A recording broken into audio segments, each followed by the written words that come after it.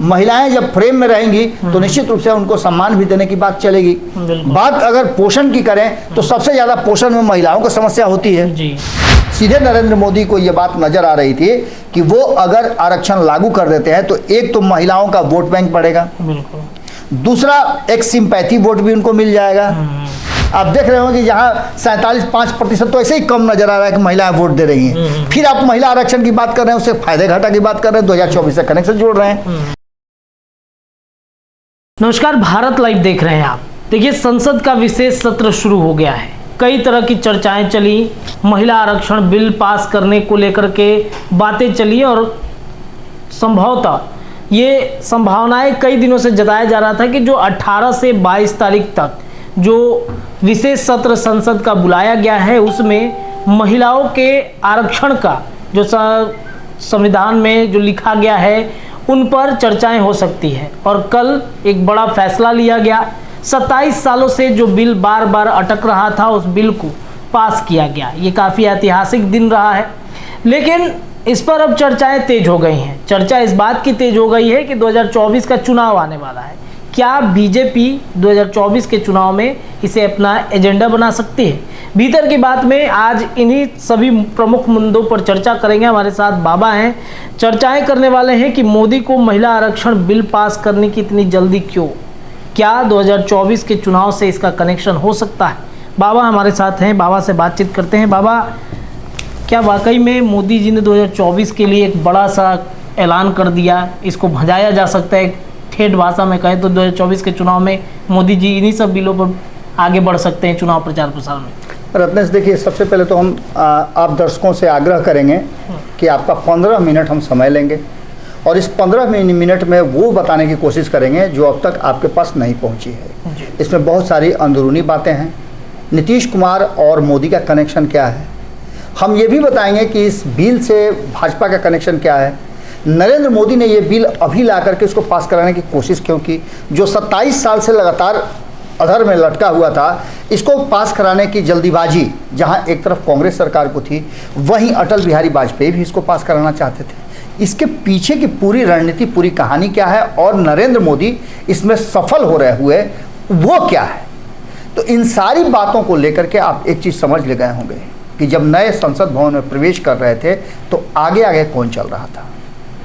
ये भी एक बहुत बड़ी बात है। और इसके साथ साथ आपको वो दिन भी याद करना होगा जिस दिन नरेंद्र मोदी और नीतीश कुमार की मुलाकात हुई जी।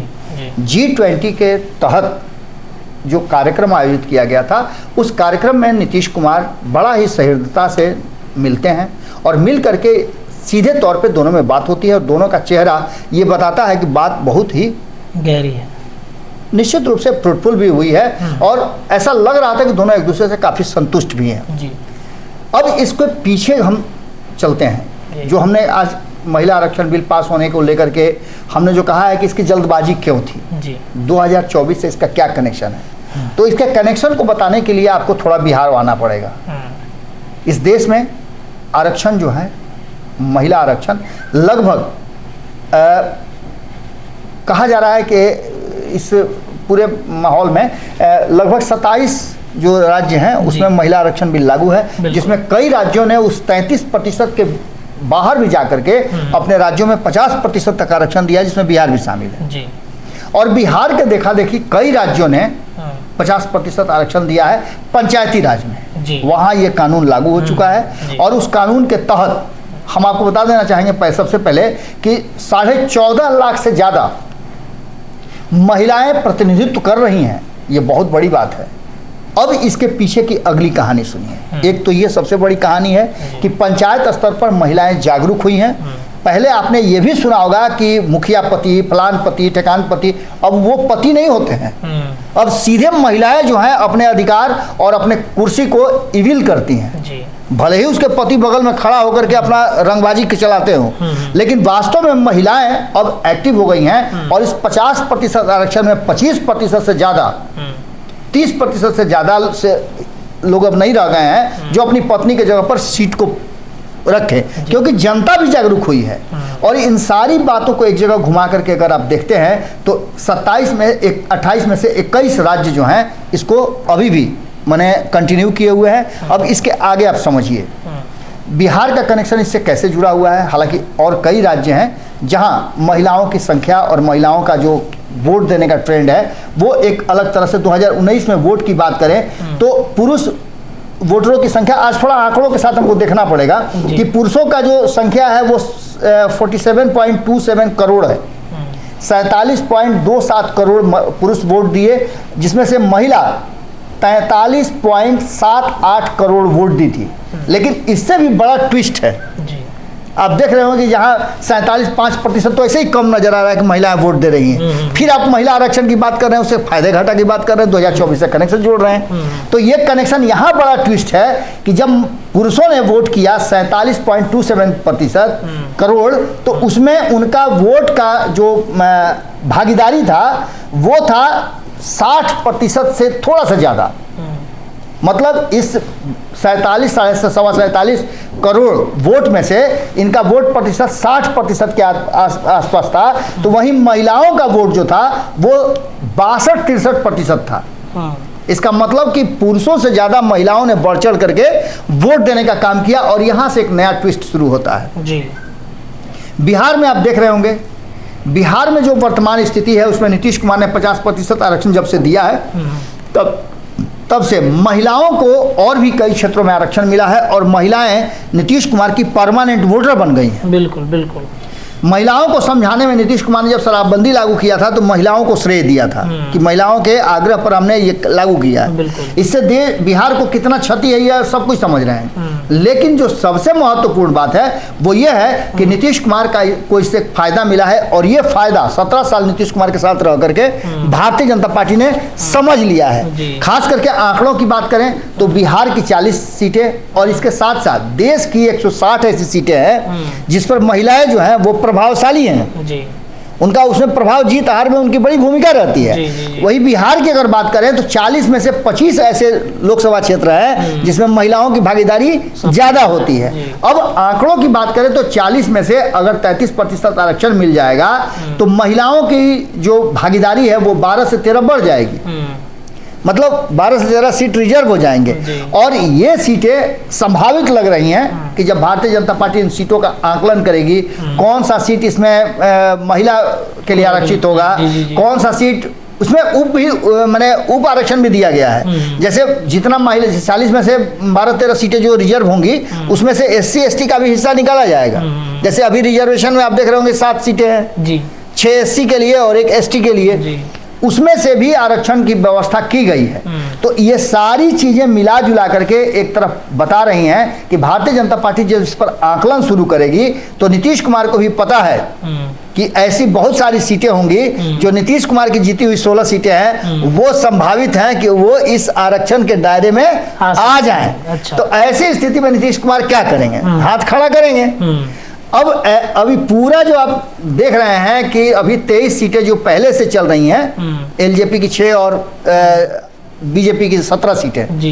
ये 23 सीटें हैं, ये छोड़ करके बाकी जो सीटें बच रही हैं उन सीटों में से 18 सीटों में से क्या कुछ सामने नजर आएगा, ये भी एक देखने वाली बात होगी। बिल्कुल। अब ये सारी चीजें जोड़ घटाव करके अगर देखा जाए तो यहाँ नजर यही बात आ रहा है कि सीधे नरेंद्र मोदी को यह बात नजर आ रही थी कि वो अगर आरक्षण लागू कर देते हैं तो एक तो महिलाओं का वोट बैंक बढ़ेगा, दूसरा एक सिंपैथी वोट भी उनको मिल जाएगा।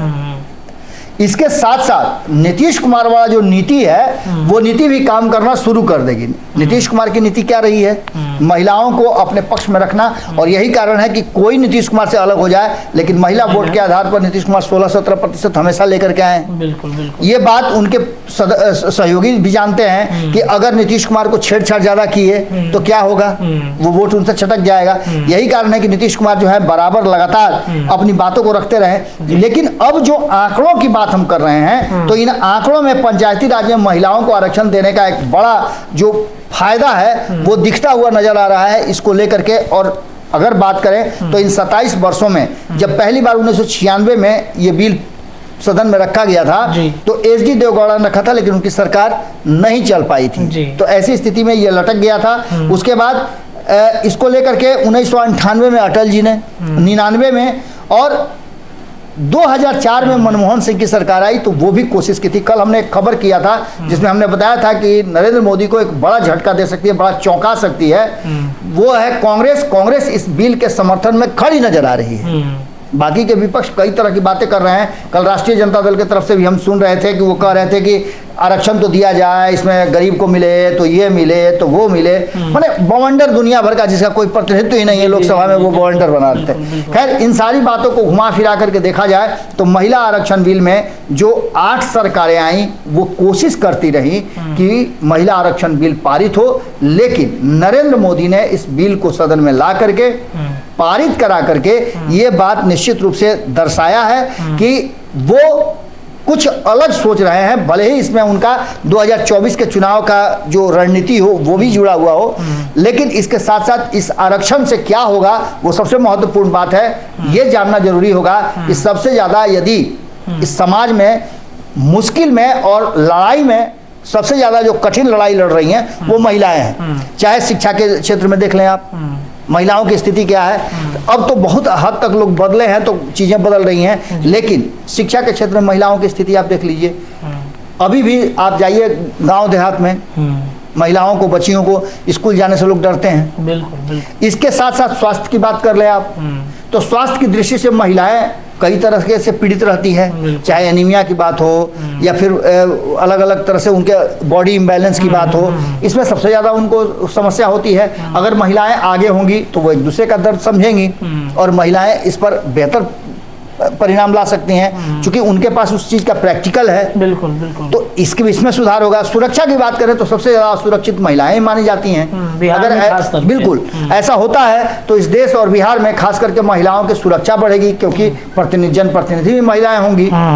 इसके साथ साथ सम्मान की बात करें तो महिला को सम्मान तो हम देते हैं, लेकिन वो पब्लिक डोमेन में देते हैं, पीछे नहीं देते हैं। अब उस सम्मान को आपको देना होगा, क्योंकि महिलाएं जब फ्रेम में रहेंगी तो निश्चित रूप से उनको सम्मान भी देने की बात चलेगी। बात अगर पोषण की करें तो सबसे ज्यादा पोषण में महिलाओं को समस्या होती है जी।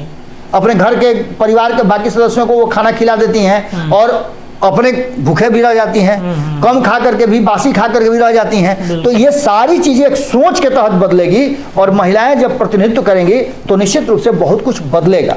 इस देश में 50% महिलाएं हैं और महिलाओं को आगे नहीं बढ़ाना इस देश की अब तक विडंबना रही है, दुर्भाग्य रहा है, जिसे बाहर निकालने से और कहा जाए तो इसको बदलने का काम जो है नरेंद्र मोदी की सरकार ने किया है। एक अच्छी पहल है और इस पहल के बाद इतना तो तय मान के चलिए कि महिलाओं में एक नई जागृति आएगी और वर्तमान जो परिस्थिति है ये एक सुखद संदेश है कि 543 में से 82 महिलाएं जीत करके आई हैं। ये सबसे बड़ा प्रतिनिधित्व है अब तक का महिलाओं का सदन में। नीतीश कुमार के इस पूरे प्लान को मोदी जी ने एक तरीके से कहे तो हाईजैक किया। बिल्कुल हाईजैक भी किया है और बहुत हद तक ऐसा लग रहा है कि नीतीश कुमार से ये पूछ करके उनसे राय मंत्रणा करने के बाद नरेंद्र मोदी ने किया। भले ही वो इस बात को स्वीकार नहीं करें, लेकिन 33.5% आरक्षण कहीं ना कहीं नीतीश कुमार की स्ट्रेटजी रही है। पुलिस विभाग में भी आप देख लीजिए कि उन्होंने दिया है, सरकारी नौकरियों में भी दिया है। तो ऐसी स्थिति में नीतीश कुमार ने आइकॉन का काम जरूर किया है और अगर नरेंद्र मोदी ऐसा करते हैं, कांग्रेस उनका साथ देती है, तो ये 2024 का कनेक्शन इससे जुड़ा हुआ है। दोनों ही चाहते हैं कि 2024 में महिलाओं का वोट उन्हें मिले, इसलिए कांग्रेस इतना विरोध करने के बाद भी समर्थन कर रही है और भारतीय जनता पार्टी ने तो इसे पारित कराने में अपनी भूमिका भी निभाई है। ये राज्यसभा से पास हो गया था, इससे पहले भी राज्यसभा से पास होकर के लोकसभा में गया ही नहीं था क्योंकि सरकार बदल गई थी।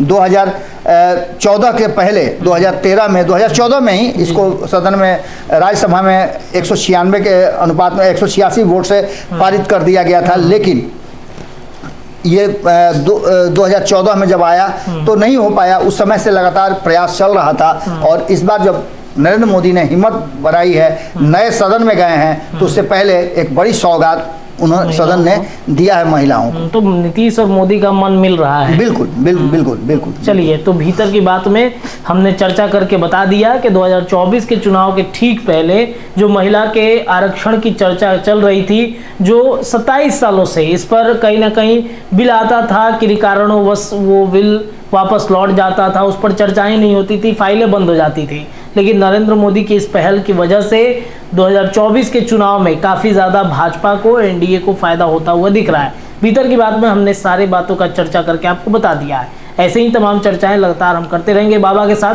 देखते रहिए भारत लाइव। बहुत बहुत धन्यवाद। अगर ये वीडियो पसंद आई और वह बिहार के राजनीति और बिहारियत से सरोकार रखेनी तो सब्सक्राइब बटन दबा के चैनल के सब्सक्राइब कर ली। ओजे एगो घंटी बा, ओकरा बटन दबा देला से कुल सटीक और मारक खबर रुआ मुफ्त में मिल जाई। अगर रुआ पत्रकारिता के हमनी के नया प्रयोग में सहयोग कर चाहतानी तो ज्वाइन बटन दबा दी।